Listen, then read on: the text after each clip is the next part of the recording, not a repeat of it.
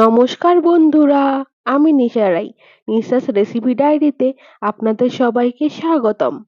আজ আমি আপনাদের জন্য গরমকালের ভীষণই একটা জনপ্রিয় রেসিপি মোরলা মাছের টকের রেসিপি নিয়ে চলে এসেছি। গরমকালে সকলেই হালকা পাতলা খেতে পছন্দ করে। গরম ভাতের সাথে মুসুরির ডাল আলু ভাতে আর তার সাথে এই মোরলা মাছের টকের রেসিপি হলে দুপুরের খাবারটাই পুরো জমে যাবে। সব থেকে সহজ পদ্ধতিতে কিভাবে এই মোরলা মাছের টক বাড়িতে তৈরি করবেন চলুন তবে দেখে নেওয়া যাক। মোরলা মাছের টকের রেসিপি তৈরি করার জন্য আমি এখানে 200 গ্রামের মতো মোরলা মাছ নিয়েছি। মাছগুলোকে কেটে ভালোভাবে ধুয়ে নিয়েছি। এবার এই মাছগুলোকে ম্যারিনেট করে নেব। তাই আমি এখানে স্বাদ মতো লবণের ব্যবহার করলাম আর ব্যবহার করব সামান্য পরিমাণে হলুদ গুঁড়ো। মূলত আমি এখানে এই দুটো উপকরণ দিয়েই মাছগুলোকে ম্যারিনেট করে নিলাম। আপনারা চাইলে এখানে সামান্য লাল লঙ্কার গুঁড়োরও ব্যবহার করতে পারেন। নুন হলুদ দিয়ে মাছগুলোকে ম্যারিনেট করে 5 মিনিটের মতো রেস্টে রেখেছি। এবারে আমি মাছগুলোকে ভেজে নেব। তাই আমি গ্যাস ওভেনে একটা কড়াই বসিয়ে দিয়েছি আর তার মধ্যে পর্যাপ্ত পরিমাণে সর্ষের তেল দিয়ে দিলাম। তেল ভালো করে গরম হয়ে গেছে। এবারে আমি ম্যারিনেট করা মাছগুলোকে গরম তেলের মধ্যে দিয়ে এপিট ওপিট করে ভালোভাবে ভেজে নেব। মোরলা মাছ ভীষণই ছোট একটা মাছ, তাই এই মাছগুলোকে ভেজে নিতে খুব বেশি সময় লাগে না।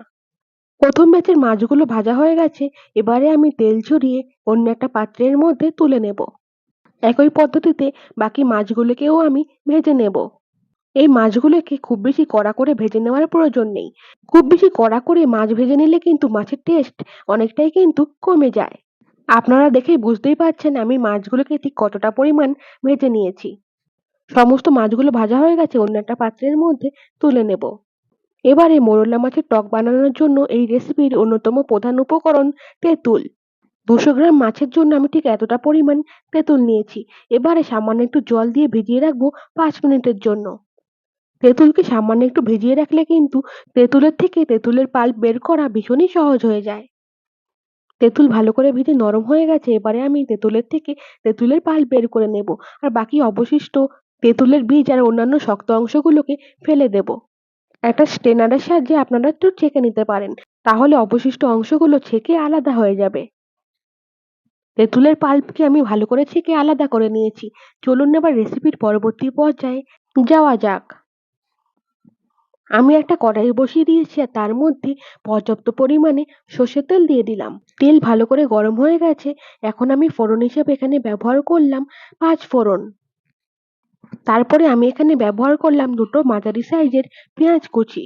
গরম তেলের মধ্যে এবার নেড়েচেড়ে পেঁয়াজগুলোকে ততক্ষণ পর্যন্ত ভেজে নেব যতক্ষণ না সমস্ত পেঁয়াজগুলোর গায়ে খুব সুন্দর একটা গোল্ডেন ব্রাউন কালার চলে আসছে।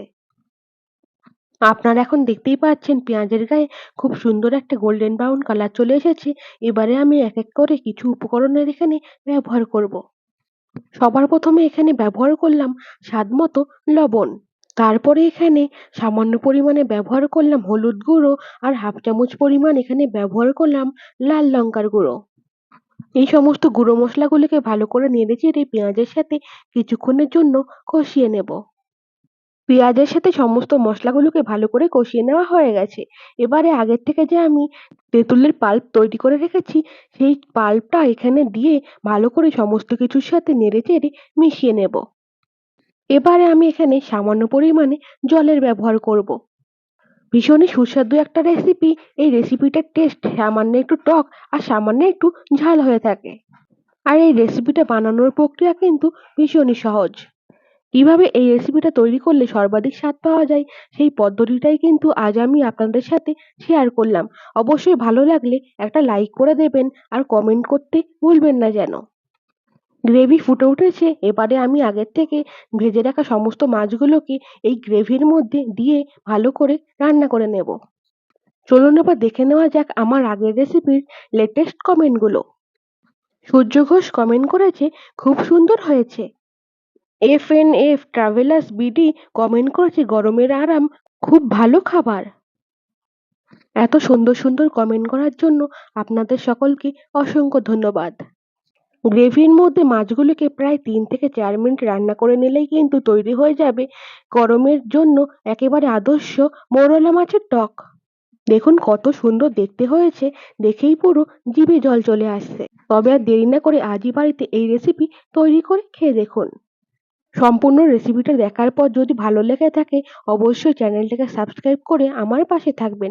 রেসিপিটা আজ এই পর্যন্ত, দেখা হচ্ছে পরবর্তী কোনো রেসিপিতে। ততক্ষণের জন্য সকলে ভালো থাকবেন, সুস্থ থাকবেন। ধন্যবাদ।